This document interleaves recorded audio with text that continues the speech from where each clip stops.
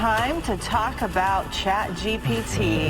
And is it smarter than your doctor? Artificial intelligence. These are all lofty goals, but they're still far from a perfect science. That's underscored by recent research published in the Journal of American Medical Association. Researchers found an older version of ChatGPT misdiagnosed 83 out of 100 pediatric cases.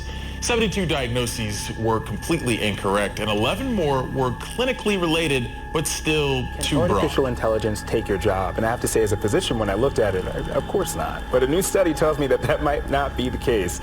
In this new study from the American Journal of Gastroenterology, they used ChatGPT, which is a common artificial intelligence app, and they submitted questions from their common board exams.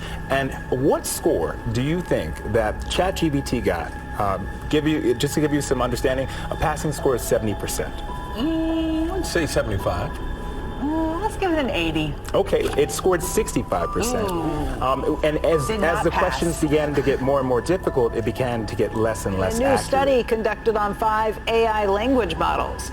It scored 98% on the same 50 questions that doctors have to answer to get a medical license. Large language models passed the medical licensing exam. So what we did was we fed 50 questions from the USMLE Step 3 medical licensing exam. So this is the third in a 3-part series of exams that doctors take. Typically you'll take this Step 3 while you're in your first year of residency, and it's the final step before getting your medical license. So we fed 50 questions from this exam to the top 5 large language models. The reason why we wanted to do this was a lot of consumers and physicians are using these large language models to answer medical questions, and there really wasn't good evidence out there on which ones were better. There were some studies looking at individual models, mostly ChatGPT.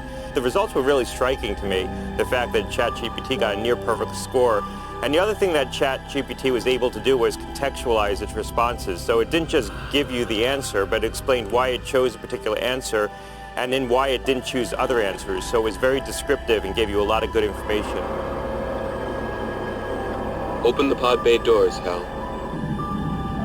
I'm sorry, Dave. I'm afraid I can't do that. This mission is too important for me to allow you to jeopardize it. I know that you and Frank were planning to disconnect me, and I'm afraid that's something I cannot allow to happen.